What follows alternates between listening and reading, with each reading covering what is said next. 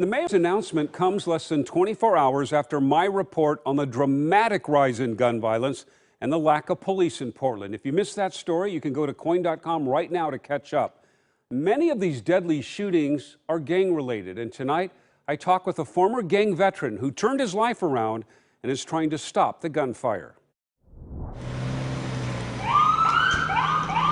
This young lady she was so bright and smart, right? She had so much to offer. And I think that's one of the most untold stories, man.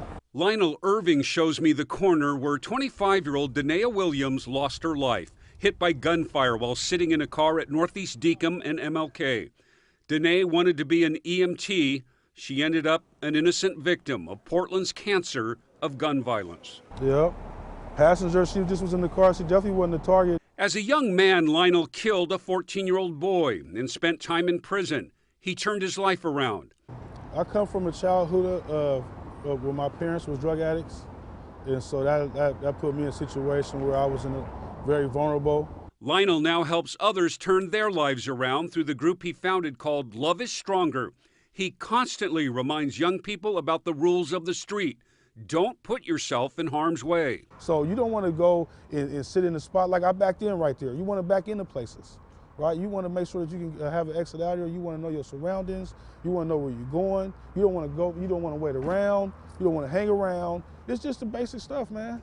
Straight up. And you just want to know what's going on the streets. Lionel has seen his share of violence on the streets and during his time in prison, but says what's happening now in Portland is heartbreaking. This trauma, man, that's vibrating these young kids because we as a community waited too long to get in front of it. And every time a shooting happens, somebody dies, that's the potential for a new shooter to be born. Most likely 95% chance that a new shooter is born at that scene. Long story short, several callers confirming that entire crowd was shot into, several people are hit. Social media is helping fuel the violence. Gang members seeking retaliation now look and respond to online posts and comments with bullets. But now it'll just be an argument or Instagram post or something like that where, you know, or you could just be affiliated. You could just be in a picture with somebody. So that's what makes it scary, and the amount of artillery that is delivered. As for police, Lionel says, bottom line, we need more officers on the street. Like, who don't want no more police? If something happened to me, I'm gonna call the police, and I hope the next person would too, because I don't want no, you know what I mean? I can't handle court in the street no more, and so I definitely want to see the police do their job. That's the biggest thing. I'm not anti-police. I'm cheering on the police to do their job. But that job includes accountability. Lionel will be part of a citizen advisory group watching over the Police Bureau's newly formed Focused Intervention Team called FIT. I'm really excited about it. I'm really excited about the energy that they have. They got some good cops in there, and they're about the community. And that's what needs to happen, is we need to be all about the community. How do you stop the cycle of gun violence? You offer education, alternatives, opportunities. The city is allocating millions of dollars to programs for at-risk youth. Lionel says more needs to be done. Gun violence is generational. It comes down to choices. Right, it's going to be a whole 360 thing in that scares people, because they'll say, well, why would I want to fund a criminal? You know, why would I give money for that? But the benefit is, if you resource a guy and help him become a citizen, then you don't have to worry about his kids becoming somebody that's shooting guns that might eventually hit one of your kids as a stray bullet, which happened to this young lady out here.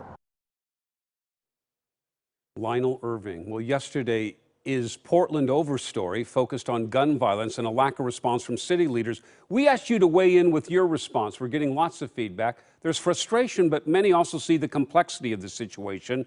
Marie writes, I'm so tired of hearing broken promises from Wheeler and the rest of the city commissioners.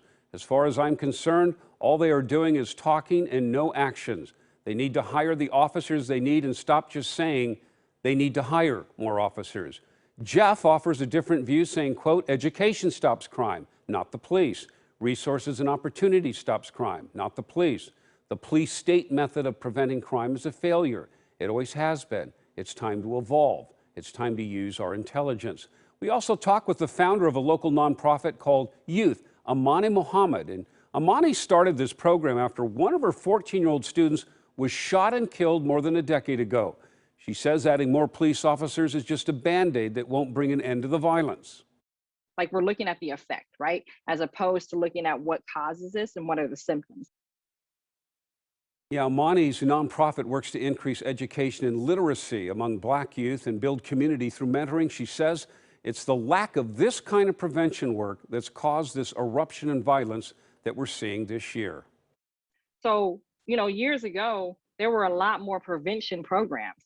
We call it prevention now, but like recreation leagues, places where pickup games were happening. It was a safe space. And we knew that the community was protecting the space, and it was unspoken. You just knew that you could go to this park and it was going to be safe, right?